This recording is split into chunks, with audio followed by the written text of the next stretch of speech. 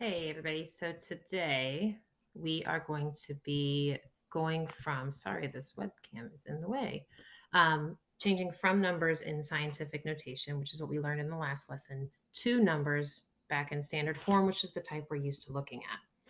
So let's take a look at this first example here. We've got the number 3 times 10 to the fifth power. If you remember from the last time, scientific notation, the number of the exponent was how many numbers were either after or before the decimal point, depending on if the decimal point was positive or negative. This means that there's going to be 5 numbers after a decimal point. Now, this 3 doesn't have a decimal point, technically, but the only reason it doesn't have one is because it doesn't need one. So if I were to actually write this number and there's no decimal point, the decimal point would be here after the 3. The exponent of 5 tells me that decimal point is going to move 5 times. 1, 2, 3, 4, 5. So it's going to move to here. I'm going to go ahead and cross out that decimal point. It's no longer going to be there. Now, in each one of these dips, these little humps down, I'm going to add a 0. I need to fill it in. So if we take 3 times 10 to the fifth and expand it out to standard form, I end up with 3 with 5 zeros. 1, 2, 3, 4, 5, which means I've got 300,000. Now, what happens if I've got a negative exponent? Same thing, only instead of moving my decimal to the right, you guessed it, I'm going to move my decimal to the left. So I'm actually going to rewrite this number over here because I got to move to the left. So my decimal's starting here. I'm going to move it -4 places. So to the left 4 places. 1, 2, 3, 4. My new decimal point will be here. I'm going to cross off my old one. Now, this time, instead of adding the numbers behind, I'm going to add zeros in front. This first dip already has the 4 in it. So I need to add a 0 here, a 0 here, and a 0 here. Math grammar, to be polite in mathematics, we never start a number with a decimal. We need a number in front of it. So actually, I'm going to be adding another 0. So my answer here would be 0.00045. So that's all we're doing here. You're just literally moving the decimal however many times the exponent tells you. It's just if you're going to move to the right or if you're going to move to the left. So here's some practice problems for you.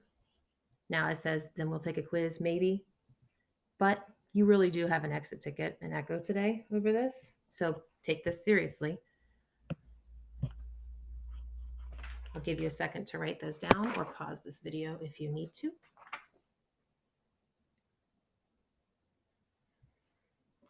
Here are our examples.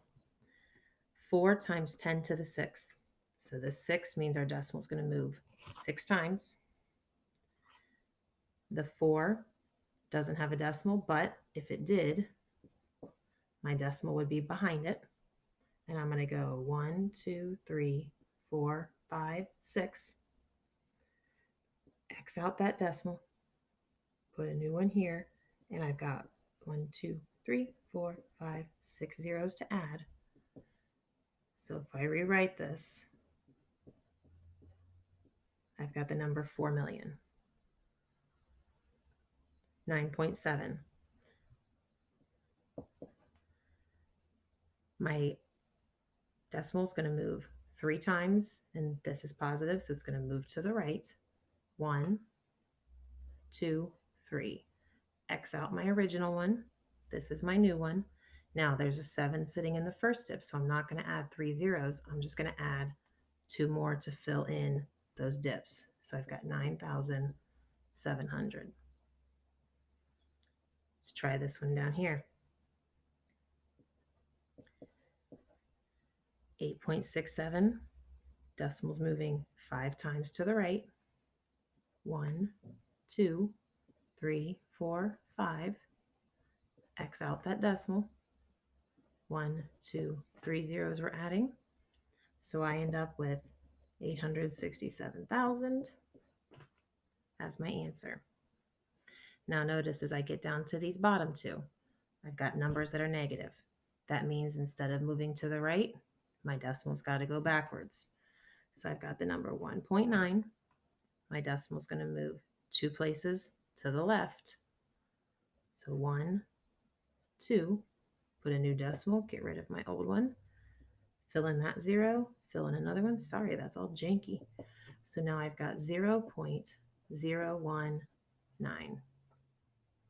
A negative exponent means a number less than 0, which is why we've got these decimals. Last one we're going to try together, 2.01 times 10 to the negative 8. So I've got 2.01.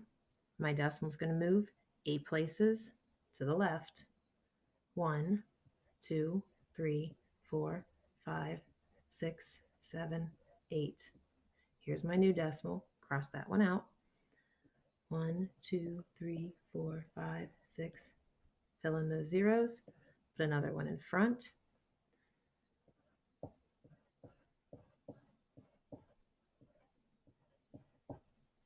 This would be your answer.